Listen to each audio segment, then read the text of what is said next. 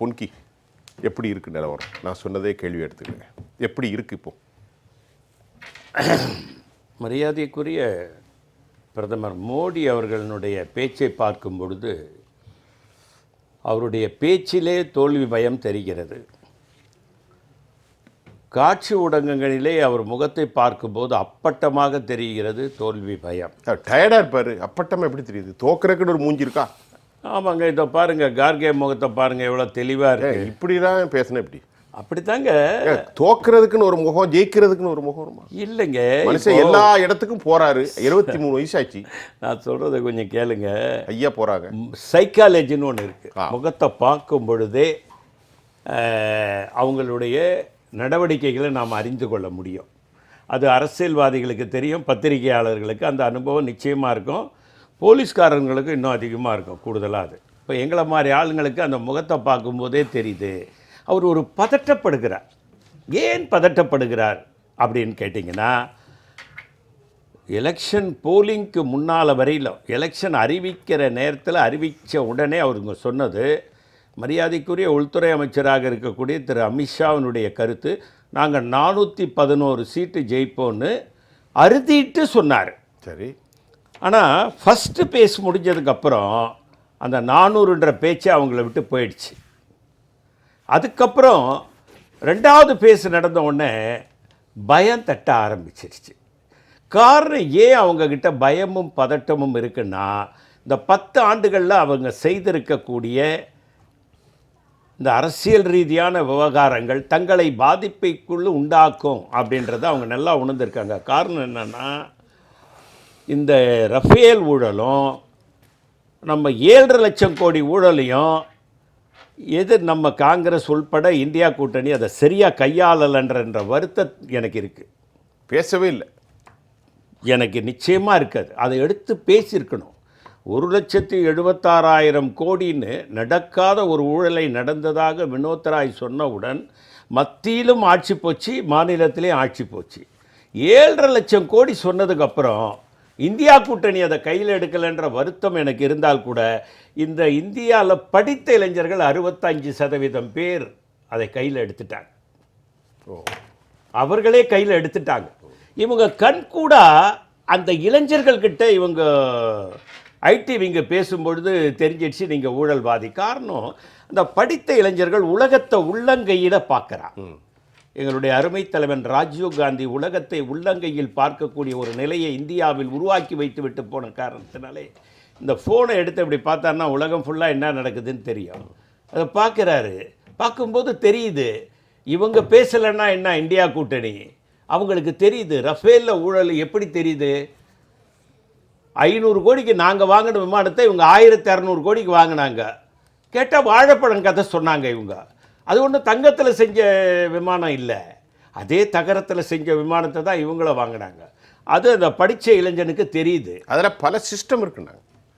அதே 58,000 கோடி கொஞ்சம் நெஞ்சம் கிடையாது. 58,000 கோடி மொத்தம் நமக்கு தேவை 136 விமானம். ஆனால் வாங்கினது 36 விமானம் மட்டும்தான் வாங்கினாங்க. 100 விமானம் 100 விமானம் வாங்கலை. ஆனால் அந்த 136 விமானத்துக்கு உண்டான பணம் அந்த 36 விமானத்துக்கும் கொடுத்துருக்காங்க. 58,000 கோடிக்கு நீங்கள் அக்ரிமெண்ட் போட்டது 136, 58,000 கோடிக்கு அவங்க வாங்கினது வெறும் 36. அப்போது இதெல்லாம் அந்த படித்த இளைஞர்கள் மிக தெளிவாக இருக்கிறார்கள்.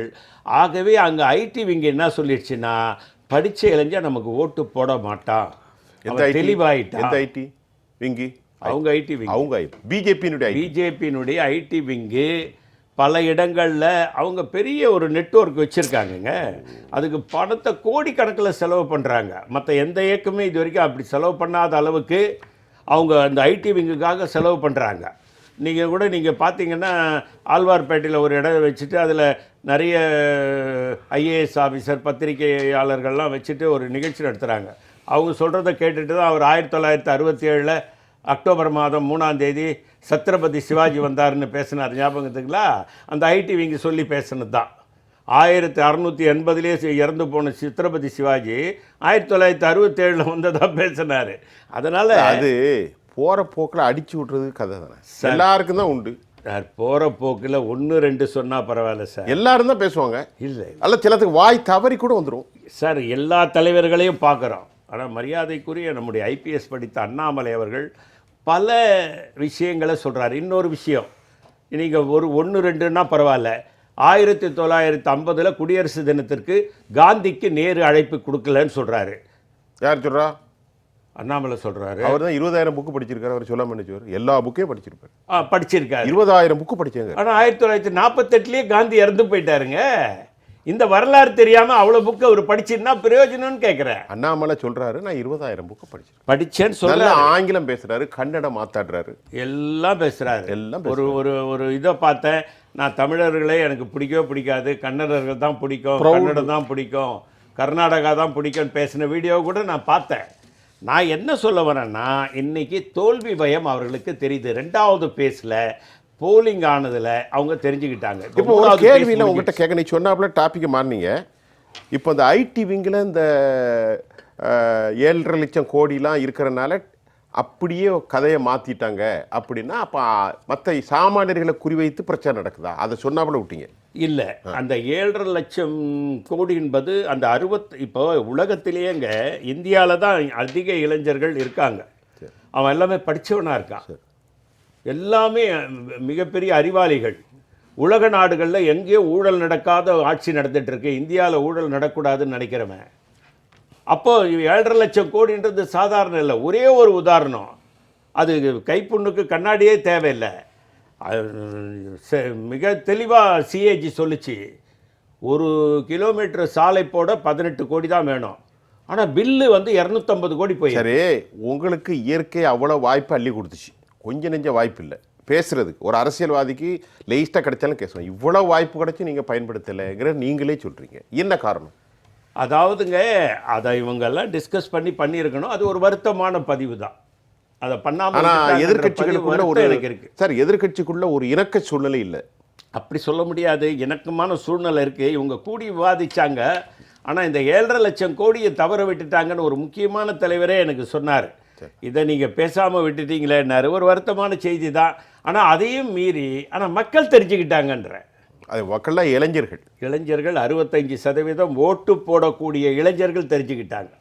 அதனால் இவங்களுக்கு ஆட்சி மாற்றம் உறுதின்னு தெரிஞ்சிடுச்சு.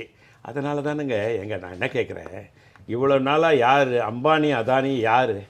உங்கால் தானே, நீங்கள் தானே தலையில் தூக்கி நீங்கள் தான் உங்கால்னு சொல்லிக்கிட்டு இருந்தீங்க.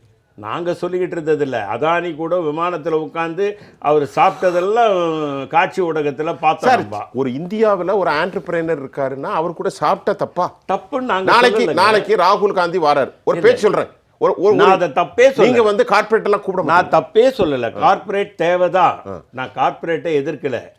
தொழிலதிபர்கள் வேணும், முதலாளிகள் வேணும், நான் இல்லைன்னு சொல்லலை. டாட்டா வேணும், பிர்லா வேணும், எல்லாரும் வேணும் தான்.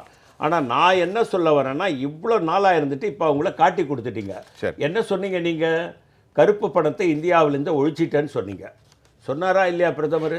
அமித்ஷா சொன்னாரா இல்லையா? இப்போ நீங்கள் என்ன சொல்கிறீங்க?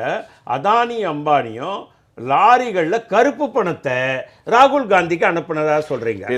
பேசும் அதாவதுங்க, பிஜேபியிடமும் பிரதமரிடமும் உள்துறை அமைச்சரிடமும் பாதுகாப்புத்துறை அமைச்சர் ராஜ்நாத் சிங்கிடமும் அம்மையார் நிர்மலா சீதாராமனிடமும் இந்த 10 ஆண்டுகளில் நாங்கள் இந்த சாதனையை செய்திருக்கிறோம், எங்களுக்கு வாக்களியுங்கள் என்று கேட்பதற்கு உண்டான அருகதை இல்லை என்பது என்னுடைய கருத்து. காரணம், இவங்க ஏதாவது பண்ணியிருந்தா, இப்போ பெருந்தலைவர் காமராஜர் இருக்காருங்க, காங்கிரஸ் நாங்கள் ஓட்டு போகிறோம், கம்யூனிஸ்ட்டு கேட்க வருது. கம்யூனிஸ்ட் வந்து எல்லாருக்கும் தெரியும், காங்கிரஸை பற்றி எல்லாருக்கும் தெரியும். பெருந்தலைவர் காமராஜர் அணை கட்டினார், பள்ளிக்கூடம். நான் என்ன கேட்குறேன், நீங்கள் 2 கோடி பேருக்கு நான் வேலை வாய்ப்பு தரேன்னு சொன்னேன், கொடுத்துருக்கேன் அப்படின்னு உங்களால் சொல்ல முடியுமா? ஐயா, இப்போ அது பிரச்சனை இல்லை. இப்போ என்ன, இப்போ ஃபைனலாக இருக்குது, இந்த 15 நாள் 20 நாளாக கதை முடிய போகுது. இல்லைங்க, நான் எதை பற்றி பேச போகிறீங்க?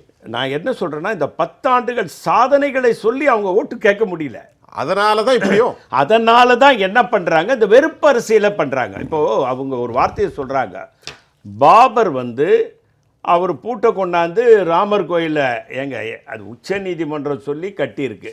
பிரியங்கா அதுக்கு சமாதானமாக முடிஞ்சு போன ஒரு பிரச்சனை. எந்த முஸ்லீமும் அதை எதிர்க்கவே இல்லை. அவங்க பாட்டில் இன்னொரு இடத்துல மசூதி கட்டுறதுக்கு வேண்டிய ஏற்பாடுகளை பண்ணிக்கிட்டாங்க. தீர்ந்து போன பிரச்சனை.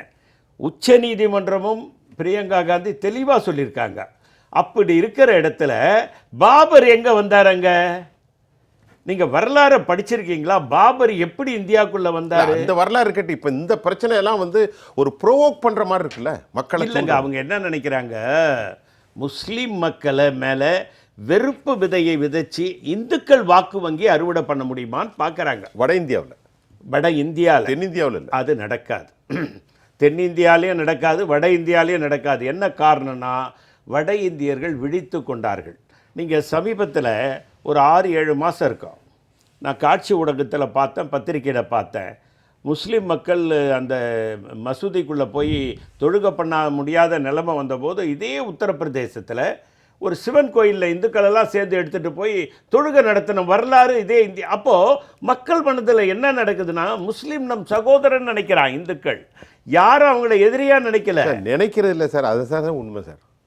இந்த ஜாட் கம்யூனிட்டி இருக்கு பாருங்க சார், அந்த ஜாட் கம்யூனிட்டி சார் பாகிஸ்தான்ல இருக்கிற முஸ்லிம்ஸ் எல்லாம் ரெண்டு பாகிஸ்தான் முஸ்லிம்ஸ் ஜாட் கம்யூனிட்டி. சீக்கியர்களே ஜாட் தானே, சீக்கியர்களே பஞ்சாப் சீக்கியர்களே ஜாட் தான். நினைக்கிறது இல்லை சார், ஒன்று தான் சார். இல்லை, நீங்கள் ஒத்துமையா இருக்கிற மக்களை எப்படியாவது பிரித்து வாக்கு வங்கியை வாங்கி அதில் ஆட்சி கட்டிலெல்லாம் அமரணும்னு நினைக்கிறீங்க. இந்த தடவை அது நடக்காது. காரணம் என்னன்னா, முக்கியமான விஷயம், வட இந்தியா ஃபுல்லாக இருக்கக்கூடிய விவசாயிகள் இவர்களுக்கு எதிர்ப்பாக மாற்றிட்டாங்க. என்ன காரணம்னா, விவசாயிகள் போராட்டத்தை கூப்பிடும் தூரத்தில் இருந்து கூட பிரதமர் எட்டி சென்று பார்க்கல. அது கூட பெரிய விஷயம் இல்லைங்க. விவசாயிகள் மத்தியில் ஆழமாக ஒரு காயம் என்ன தெரியுங்களா? ஒரு மந்திரியோட பையன் காரை ஏற்றி கொன்னது லக்கிம்பூர் கேரியில். இப்போ ரெண்டாவது என்னன்னா, நீங்கள் டெல்லிக்குள்ளே அந்த லக்கிம்பூர் கேரியில தான் இந்த விவகாரம் பேசப்பட்டிருக்கு. எந்த விவகாரம்? பூட்டு அப்படின்னு இருக்குங்க. அவர் ரொம்ப நேரம் காத்திருக்காரு. இல்லை, நான் இன்னும் ஒரே ஒரு கருத்தை சொல்லிடுறேன். விவசாயிகள் வந்து என்ன நினைக்கிறாங்கன்னா, இப்போ அவர் சொன்னார் மினிமம் சப்போர்ட் ப்ரைஸ் ஏன் கொடுக்கல, கொடுக்குறேன்னு தானே சொல்லிட்டு வந்தீங்க. அதுவும் என்ன சொன்னார், எம்.எஸ். சாமிநாதன் சொன்ன வாக்குறுதியை நிறைவேற்றுவேன்னு சொன்னாங்க. விவசாயிகளுக்கு 50% அதிகமான வருவாய் கிடைப்பதற்கு செய்வேன். அதனாலங்க விவசாயிகள் அதிகம் வாழுகின்ற இந்த நாட்டில் இவர்கள் பாட்சா இனி பலிக்காது அப்படிங்க. ஒரே ஒரு கருத்து, ராமபிரான் கை கொடுப்பார் என்று கோவிலை கட்டி பார்த்தார்கள். அந்த ராமபிரானே இவர்களை கைவிட்டு விட்டார். அப்படி நீங்க சொல்றீங்க. கை யாரை விட்டாங்கன்னு இப்ப தெரியாது, 4ஆம் தேதி தான் தெரியும். 4ஆம் தேதி அவர் கைவிட்டார். ராமபிரான் யாரை விட்டாரு, கண்ணபிரான் யாரை விட்டாரு? இல்ல இப்பவே தெரியுது. ராமபிரான் வந்து அப்படி கையை விடணும்னு ஆசை இல்ல, அவர் கையை விட்டாரா இல்லையான்னு நம்ம பொறுமையா பார்க்க தெரியும். ரைட்.